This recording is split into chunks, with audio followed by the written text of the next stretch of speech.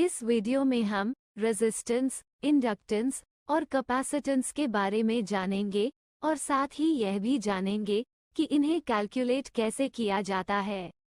इस वीडियो को अपने फ्रेंड्स के साथ शेयर करना ना भूलें ताकि वह भी इस जानकारी से लाभ उठा सकें। और साथ ही हमारे इस चैनल को सब्सक्राइब करना ना भूलें। तो आइए आज का वीडियो शुरू करते हैं। रेजिस्टेंस क्या होता है? इलेक्ट्रिकल रेजिस्टेंस किसी मटेरियल की ऐसी प्रॉपर्टी होती है जिसकी वजह से वह मटेरियल इलेक्ट्रॉन्स के बहाव का विरोध करता है। इसी वजह से रेजिस्टेंस इलेक्ट्रिक करंट के फ्लो को एक वस्तु में बहने से रोकता है। रेजिस्टेंस को मापने की इकाई ओम होती है, जो कि ओम्स लॉ से मिली है। ओम्स लॉ के हिसाब से जब आई एम्पियर का करंट एक वस्तु से बहता है और उस वस्तु के लिए V वोल्ट्स का पोटेंशियल डिफरेंस हो, तब वह वस्तु रेजिस्टेंस ऑफर करती है, यानी कि R = V/I। अगर हम ओम्स लॉ की एग्जैक्ट डेफिनेशन को जानें, तो उसके हिसाब से एक कंडक्टर से बहने वाला करंट उस कंडक्टर पर अप्लाई किए गए पोटेंशियल डिफरेंस के डायरेक्टली प्रोपोर्शनल होता है। मतलब V is directly proportional to I, या फिर V is equal to RI, जिसमें R कांस्टेंट ऑफ प्रोपोर्शनैलिटी है, जिसे कि रेजिस्टेंस कहा जाता है। जब इलेक्ट्रिक करंट किसी कंडक्टर से फ्लो करता है, तो उस कंडक्टर में फ्री इलेक्ट्रॉन्स के आपस में टकराने की वजह से गर्मी पैदा होती है। अगर एक कंडक्टर जिसके अक्रॉस V वोल्ट्स का पोटेंशियल डिफरेंस हो और उस कंडक्टर से I एम्पियर का करंट पास हो रहा हो, तब उस रेजिस्टर द्वारा अब्सॉर्ब की गई पावर को इस फॉर्मूले से कैलकुलेट किया जाता है।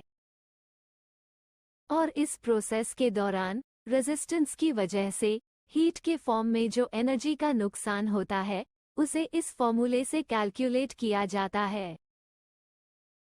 इंडक्टेंस क्या होता है? इंडक्टेंस एक मटेरियल की वह प्रॉपर्टी होती है जिसकी वजह से ये कंडक्टर से गुजरने वाले करंट के बहाव के मैग्नीट्यूड या डायरेक्शन में किसी तरह का विरोध करता है। इंडक्टेंस की यूनिट हेनरी होती है, जो कि L से रिप्रेजेंट की जाती है और जिसे Faraday's laws of electromagnetic induction द्वारा दिया गया है। इंडक्टेंस की वैल्यू 1 हेनरी तब होती है जब एक कंडक्टर के कॉइल में करंट के चेंज होने की दर 1 एम्पियर पर सेकंड होती है और उस कंडक्टर के अक्रॉस 1 वोल्ट का वोल्टेज हो। जब एक सीमित लंबाई की तार को मोड़कर एक कॉइल बना दी जाती है, तब वह एक सिंपलेस्ट इंडक्टर बन जाता है। जैसे ही उस कॉइल से करंट फ्लो करेगा, उस कॉइल के आसपास इलेक्ट्रोमैग्नेटिक फील्ड बन जाएगा। हालांकि जैसे ही उस कॉइल में करंट की डायरेक्शन को चेंज किया जाएगा, इलेक्ट्रोमैग्नेटिक फील्ड भी चेंज हो जाएगा। करंट की डायरेक्शन में किया गया ये बदलाव उस कॉइल में वोल्टेज पैदा कर देता है, जो कि इस फॉर्मूले से कैलकुलेट किया जाता है, जिसमें I एम्पियर में करंट होता है, जो कि इंडक्टर के थ्रू बहता है।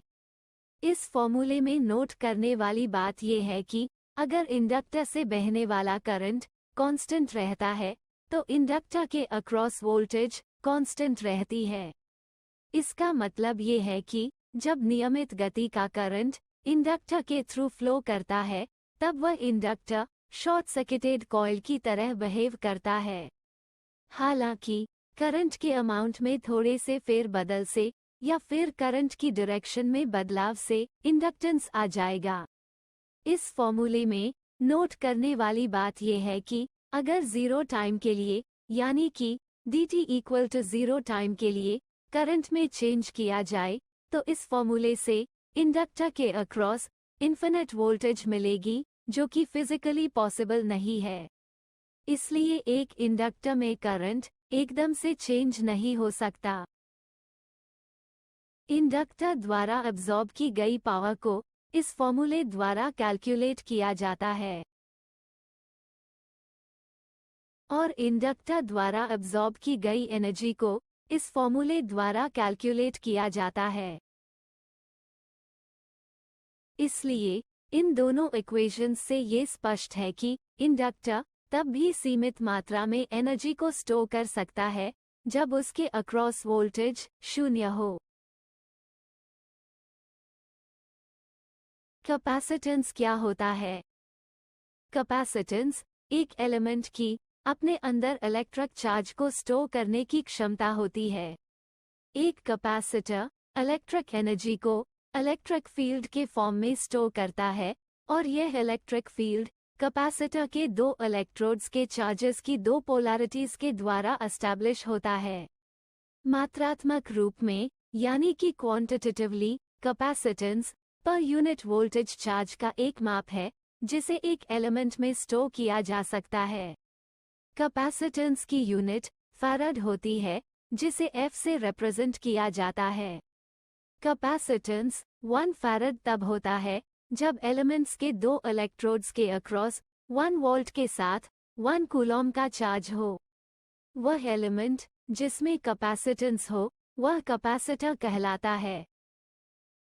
अगर एक कैपेसिटर में Q अमाउंट का चार्ज स्टोर किया जा सकता हो जिसमें C कैपेसिटेंस हो और V वोल्ट्स का पोटेंशियल डिफरेंस हो, तब कैपेसिटेंस को इस फॉर्मूले से कैलकुलेट किया जा सकता है।